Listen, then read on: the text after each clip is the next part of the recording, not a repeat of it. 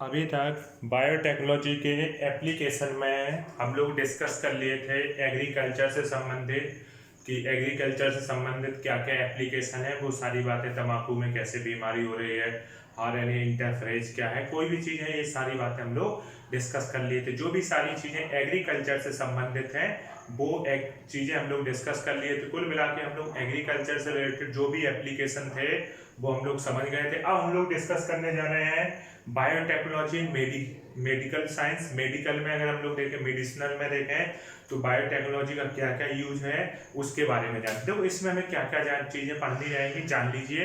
पहले मैं आपको बता देता हूँ एक नजर। देखो, बायोटेक्नोलॉजी का जो जैसे आज मेडिसिन बनाएंगे, जो मेडिसिन बनाएंगे इन्हें रिकम्बिनेंट, देखो रिकम्बिनेंट टर्म आपने पहले भी सुना है, तो यहाँ पे मेडिसिन के लिए टर्म यूज होगा रिकम्बिनेंट। क्या टर्म यूज होगा?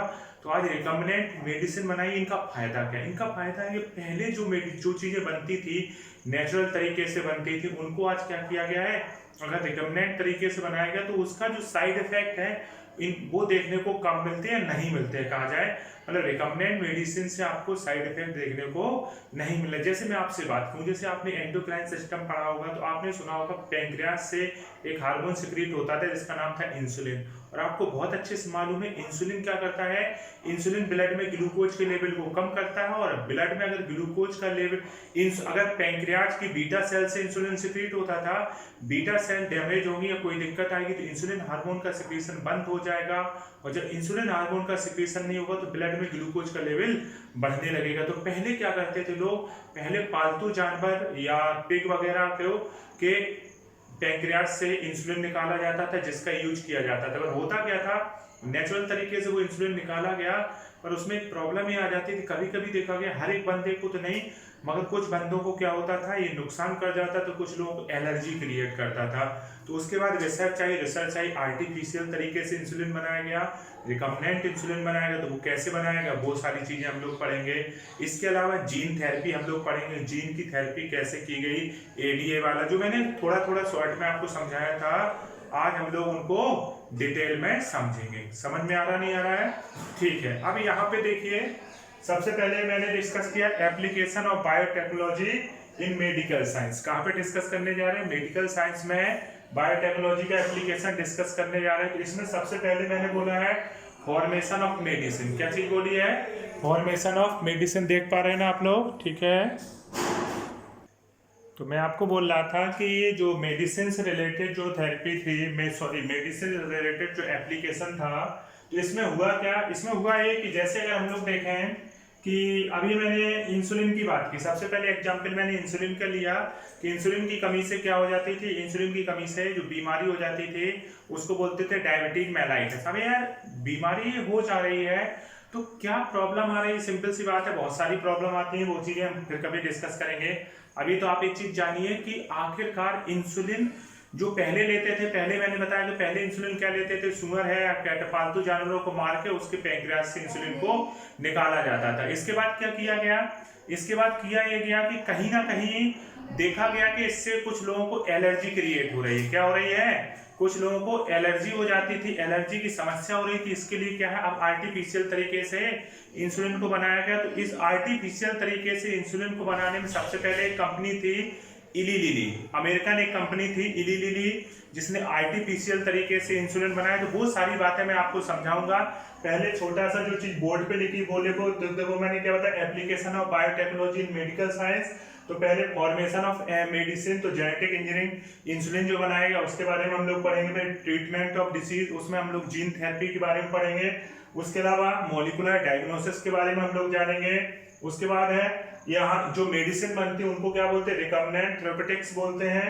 ये प्योर होती हैं, वेरी इफेक्टिव होती है, सेफ होती है और लेस साइड इफेक्ट, लगभग साइड इफेक्ट ना के बराबर होते हैं। अभी मैंने कहा कि इंसुलिन अगर आपने आर्टिफिशियल तरीके से लिया तो आर्टिफिशियल तरीके से इंसुलिन लेने से क्या हो रहा है, बॉडी में एलर्जी हो रही थी, मगर यहाँ पे अब एलर्जी नहीं होगी या बहुत कम चांस है। उसके अलावा लिखा आज लगभग, ये पॉइंट इंपॉर्टेंट, आज लगभग देखो क्या लिखा, so far about 30 recombinant medicine are being used all over the world. बहुत इंपॉर्टेंट पॉइंट है, लगभग कितनी रिकम्बिनेंट मेडिसिन, 30 रिकम्बिनेंट मेडिसिन पूरे विश्व में यूज होने पे। इंडिया में कितनी अलाउ है? इंडिया में लगभग 12। तो इस पॉइंट को याद रखना है। अब हम लोग एक एक पॉइंट पढ़ते चलेंगे, इंसुलिन के बारे में जानेंगे, इंसुलिन कैसे बनता है, एक एक चीजें हम लोग समझते चलेंगे। तो इतना पहले आप लोग लिख लो, फिर हम लोग नेक्स्ट एक एक पॉइंट डिटेल से डिस्कस करते चलते हैं।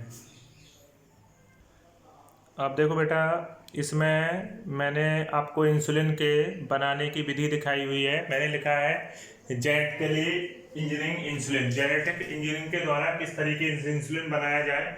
तो पहले तो मैंने लिखा है it's protein synthesizing gene found at chromosome 11वें नंबर के क्रोमोसोम पे क्या पाया जाता है, इस प्रोटीन या इंसुलिन को सिंथेसाइज करने वाला जीन पाया जाता है। ठीक है, किस नंबर क्रोमोसोम पे, 11 नंबर पे, एक पॉइंट याद रखना। उसके बाद आपको मालूम है एंडोक्राइन सिस्टम में ही बताया था मैंने, insulin hormone protein in nature होगा, तो प्रोटीन हो गया। दो नेचर के बताए थे, एक प्रोटीन और एक कोलेस्ट्रॉल, तो एक ऐसा नेचर का होता है प्रोटीन नेचर का। तीसरा पॉइंट, अगर मैंने कहा रेगुलेट डिक्रीज ग्लूकोज लेवल, ये ग्लूकोज के लेवल को अगर रेगुलेट ब्लड ग्लूकोज लेवल लिखा है, मेनली क्या करता है, ब्रैकेट में मैंने डिक्रीज लिख दिया है, तो ये ब्लड के ग्लूकोज लेवल को क्या करता है, रेगुलेट करता है। मेनली क्या करता है, कम करता है, ब्लड में ग्लूकोज के लेवल को कम करता है, कंफ्यूज मत हो जाना।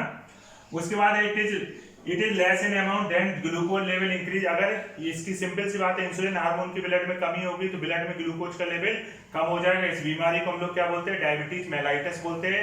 डायबिटीज दो प्रकार की होती है, डायबिटीज मेलाइटस, एक diabetes insipidus. Insipidus ADH hormone से रिलेटेड है, जो मैंने एक्सक्रीटरी सिस्टम में बताई थी, और ये डायबिटीज मेलाइटस इंसुलिन हार्मोन से संबंधित है। नेक्स्ट पॉइंट मैंने बोला, देन अगर डायबिटीज मेलाइटिस हो जाती है, then insulin given from outside, बाहर से आपको इंसुलिन लेना पड़ेगा।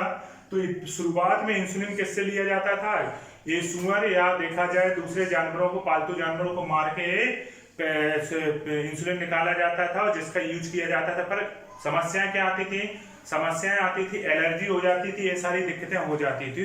तो साइंटिस्ट ने इसका तरीका निकाला। क्या तरीका निकाला, तरीका ये निकाला कि मान लीजिए इंसुलिन का जीन है, इससे आरएनए बना, ये क्या है, एमआरएनए हो गया, डीएनए था। अब इसने क्या किया, इसकी चेन को देखा, तो इसमें 3 टाइप की चेन होती, मतलब इंसुलिन जो इनिशियली फॉर्म में होता था वो इनएक्टिव फॉर्म में होता था, उसमें 3 चेन होती थी, चेन ए, चेन बी और chain C. Chain A 21 amino acid की बनी होती है, चेन सी 33 अमीनो एसिड की बनी होती है, चेन बी 30 अमीनो एसिड की बनी होती है। इसमें क्या होता है, इसको बोलते हैं प्रो इंसुलिन। क्या बोलते हैं, प्रो इंसुलिन बोलते हैं। इंसुलिन पहले इनएक्टिव फॉर्म में होता है, जिसे हम लोग क्या बोलते हैं, प्रो इंसुलिन बोलते हैं। तो ये इस टाइप से चेन होती है, चेन ए, चेन बी और chain C. Chain A blue से मैंने दिखाई है, चेन सी मैंने ब्लैक से दिखाई, चेन बी। तो इनके चेन ए और चेन बी के बीच में क्या होता है, डाइसल्फाइड बॉन्ड पाए जाते हैं। पर होता क्या है, इसका इनएक्टिव होने का साइंटिस्ट ने देखा कारण क्या है, जब तक सी चेन रहेगी इंसुलिन इनएक्टिव फॉर्म में होता है, जब इंसुलिन एक्टिव होता है सी चेन अलग हट जाती है और ए और बी के बीच में डाइस। तो जब वो मैच्योर नहीं इनएक्टिव फॉर्म में, तो ए बी सी 3 चेन है, ए बी और सी। पर जब ये मैच्योर होता है तो सी चेन जो होती है, सी पेप्टाइड, वो अलग हो जाती है और ए और बी के बीच में इंसुलिन होता है। तो ये कैसा होता है, मैच्योर इंसुलिन होता है। तो इसके बारे में इली लिली कंपनी ने बताया, तो वो मैं लिख देता हूँ, बहुत ही आसान है। कुल मिला के जब वो इनएक्टिव फॉर्म में है तो उसमें ए बी और सी चेन है, परंतु जब वो एक्टिव फॉर्म में होता है तो सी चेन अलग हट जाती है, जब उस प्लस में सी पेप्टाइड लिखा है और ए और बी चेन रहती है। तो इली लिली कंपनी ने यही किया था, आर्टिफिशियल तरीके से ए और बी चेन बनाई थी, सी बनाई नहीं, और इन दोनों को जोड़ दिया। सी की जरूरत ही नहीं है, तो एक्टिव इंसुलिन बन जाता है। तो उसको मैं लिखवा देता हूं, पहले आप इतना लिख लीजिए।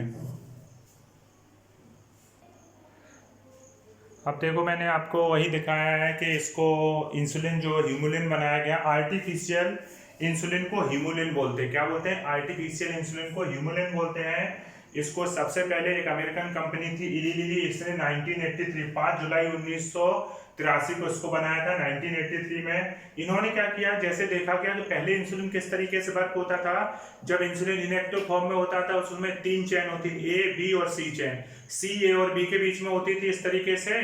और देखा जाए जब तक वो इनएक्टिव फॉर्म में रहता था सी चेन रहती थी, जब वो एक्टिव में बदलता था तो सी चेन हट जाती थी।